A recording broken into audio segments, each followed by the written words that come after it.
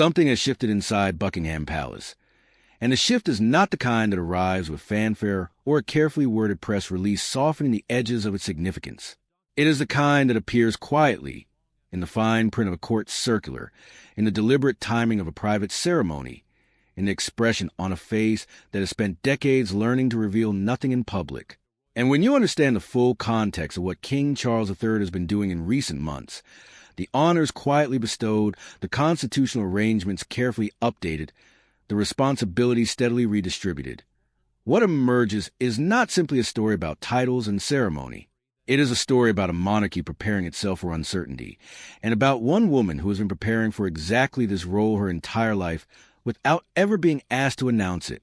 To understand the weight of what is happening now, you need to start with the medical reality that has quietly reshaped the British royal household since February 2024. That was when Buckingham Palace made the announcement that stopped conversations across the country. King Charles III had been diagnosed with cancer. The specific nature of the cancer was not disclosed, a decision that was itself significant, suggesting a seriousness that required careful management of public expectations. Charles stepped back from public-facing engagements on his doctor's advice for several months before gradually resuming his duties in spring of that year. Throughout his treatment, he has continued to receive weekly medical care, and while the palace announced in December 2025 the encouraging news that his treatment could be reduced, the fundamental reality of a working monarch managing an active cancer diagnosis while fulfilling the demands of crown has never fully receded from the background of royal life. It is within this context that Princess Anne's role has become not merely important, but genuinely indispensable. She has always been the monarchy's hardest worker, a reputation she has earned not through any single dramatic gesture, but through 3 decades of relentless, unflashy, exhausting public service that has consistently outpaced every other member of the royal family. In 2024 alone, she completed 457 official engagements, more than any working royal. In 2025, even as she worked more individual days than her brother, she completed 478 engagements and finished in second place only because King Charles, in what royal analysts describe with genuine admiration as an extraordinary feat of determination, completed 535 engagements while continuing weekly cancer treatment. That a 77-year-old monarch undergoing active cancer treatment managed to outpace the rest of his family combined says everything about the character of the man wearing the crown. That princess, and was the only person within striking distance of him, says everything about hers. When Charles was first diagnosed and stepped back from public duties, it was Princess Anne who stepped forward without a single word of complaint or self-congratulation. She took on investiture ceremonies at Buckingham Palace that would normally have been conducted by the king himself. She continued her own scheduled program of royal visits without interruption. She represented the crown at events across Britain where the monarch's presence was expected and the monarch could not attend. She has been a Counsellor of State, one of a small, select group of royals constitutionally authorized to exercise royal functions when the monarch is unable to, and her inclusion in that role was made possible by a change in law in 2022 that expanded the group precisely because the departure of Prince Harry and the removal of Prince Andrew from working royal life had left the front line dangerously thin.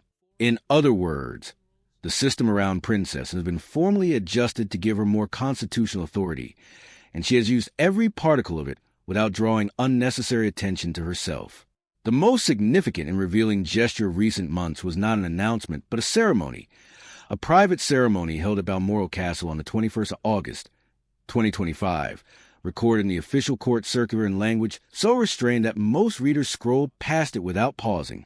King Charles III invested his brother-in-law, Sir Timothy Laurence, Princess Anne's husband of 33 years, as a Knight Grand Cross of the Royal Victorian Order, the highest rank available within that order, and the most personal honor a British sovereign can bestow. The Royal Victorian Order was established by Queen Victoria in 1896, specifically as the monarch's personal instrument of gratitude. Unlike other honors which are awarded through government ministers or committees, the Royal Victorian Order is given entirely at the sovereign's own discretion, to those he personally wishes to recognize for exceptional service. Knight Grand Cross is its highest grade, reserved for those at the very summit of royal trust and loyalty. Sir Timothy Laurence, now 70, is a man who has spent his entire adult life in quiet, disciplined service, and has asked for recognition of almost none of it. Born in 1955 and educated at the University of Durham, he built a distinguished career in the Royal Navy, rising to the rank of Vice Admiral by 2007 and serving in commands ranging from HMS Signet to HMS Cumberland, including NATO operations in Bosnia. He served as equerry to Queen Elizabeth II from 1986 to 1989, the role through which he met Princess, and it was a quality of his character during that service that first drew her attention. They married in December 1992 at Crathy Kirk near Balmoral, in a ceremony notable for its deliberate lack of pageantry and its clear commitment to sincerity over spectacle. He received no royal title, no princely honors, and no official role within the household. He stood, in his own words and by his own evident preference, 2 steps behind.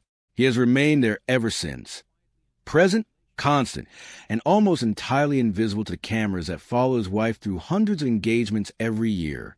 When King Charles personally elevated him to Knight Grand Cross at a private ceremony in the Scottish Highlands, the message encoded in that gesture could not have been clearer to those who speak the language of royal symbolism. The Royal Victorian Order is the sovereign's voice when the sovereign chooses not to speak out loud. And what Charles was saying was this: that over more than 30 years of faithful, unassuming, uncomplaining support for Crown and for the woman who has given more to that crown than almost anyone alive, Sir Timothy Laurence had earned the highest personal acknowledgement within the monarch's gift. He became the first member of the royal household to receive this honor since Catherine, Princess of Wales, received it from Queen Elizabeth in 2019. The promotion symbolically places him alongside the most trusted figures the crown has known. For a man who is technically a private citizen, not a working royal, not a member of the line of succession, this is an elevation of extraordinary significance. The relationship between Princess and her brother the King is one of the genuine constants of modern royal life, and it has deepened considerably in the years since their mother's death in September 2022. They grew up just 2 years apart, born in 1948 and 1950 respectively, and were close companions throughout a childhood defined by parents who were frequently absent on royal duties, leaving the 2 eldest children to find stability in each other. That early bond has never fully dissolved. Those who know them both describe it in terms of a mutual respect built on shared experience. Both of them understand, in a way that few people alive can fully understand, what it costs to represent the crown every day of your life across every decade of your existence. They share a sharp, dry sense of humor that surfaces in unguarded moments. At a charity event at Buckingham Palace, and thanked Charles for letting her use the space, with a smile so perfectly timed it made everyone in the room laugh. When Charles described being mistaken for the Princess Royal during a visit to a care home in Scotland, and retold the story with visible delight. These are the moments that reveal a relationship built on genuine warmth, not protocol. That closeness makes Anne's evolving role within the monarchy something more than a constitutional arrangement. When Charles underwent cancer treatment, Anne stepped forward without being asked when she visited him at Clarence House after he was briefly hospitalized for side effects in March 2025, and then led an investiture ceremony at Buckingham Palace the same afternoon. These were not simply the actions of a loyal royal performing a function. They were the actions of a sister who has decided, without announcement, that she will not let her brother carry the weight of crown alone while he is ill. The complexity of Princess Anne's position within the royal household extends to her relationship with Queen Camilla, which has never been simple and has never pretended to be. The history between them runs back further than most people realize. In the early 1970s, before any of the marriages that shaped their respective lives had taken place, Princess Anne had been close to Andrew Parker Bowles, the man Camilla would eventually marry in 1973. The relationship between Anne and Andrew had been cut short not by scandal but by the practicalities of faith. Given that Andrew was a committed Catholic and the marriage of a Protestant princess to a Catholic was effectively impossible under the rules of the time. When Andrew and Camilla married, the web of relationships tightened rather than simplified. And when Charles and Camilla's long and complicated history eventually resolved into marriage in 2005, Princess Anne was required to process not one, but several layers of personal history simultaneously. The end of a friendship, the reshaping of a family, and the formalization of a relationship that had caused her brother's first marriage enormous damage. She navigated all of it with the composed self-discipline that defines everything she does publicly. She attended the wedding. She performed her duties alongside Camilla at state occasions. She smiled when the cameras were present. But those who watched closely noted that when the new protocols of seniority required that she acknowledge Camilla's position as queen consort in the way that royal tradition demands, and drew her own quiet line. In 2023, when King Charles was coronated and was given the historic role of gold stick in waiting, a ceremonial position that places a holder physically close to the sovereign during the most significant public events of the reign. It was a title that Charles had historically reserved for those he trusted most completely. The fact that he chose his sister for it, in full view of the world, was his most public statement of where his deepest loyalties within the family actually lie. The BBC documentary Charles III, The Coronation Year, broadcast in December 2023, offer a rare and humanizing glimpse into the emotional texture of this new reign. Princess appeared on screen speaking openly about the Queen's funeral, describing the moment when the crown was removed from her mother's coffin, an act marking the formal end of Elizabeth's long decades of duty, as one she found deeply meaningful. She described trying to reassure her mother that dying at Balmoral, which Elizabeth had worried might cause practical difficulties, should not weigh on her mind. It was the kind of detail that only the closest relationships produce, a daughter trying to give her mother permission to let go. The documentary captured Charles and Anne's dynamic with the natural ease of people who have known each other for more than 70 years and have long since stopped performing for each other. As of 2025 and into 2026, the picture that emerges from all of this, the constitutional changes, the private ceremonies, the carefully timed honors, the institutional adjustments, the deepening of an already profound bond between siblings, is of a monarchy that is quietly, deliberately, and with great care building its foundations for whatever comes next.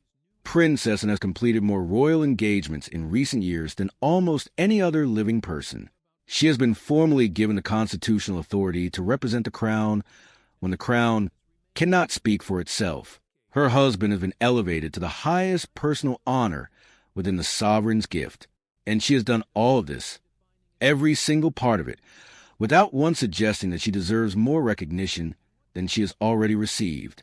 That is the most remarkable thing about Princess, and in a family whose every member understands, at some level, how much the cameras and crowds and the ceremonial weight of their position defines their public identity.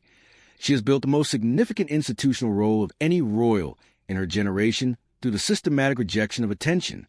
She is the monarchy's most essential person precisely because she has never needed to be its most visible one. And if King Charles has quietly arranged the pieces of the royal household in the way that the evidence suggests he has, with at the center of it, trusted absolutely, honored personally, constitutionally empowered, and supported by a husband the king has publicly recognized as exceptional, then the message from inside Buckingham Palace is one that requires no press release to communicate. The crown knows where its foundation is, and the foundation has never moved.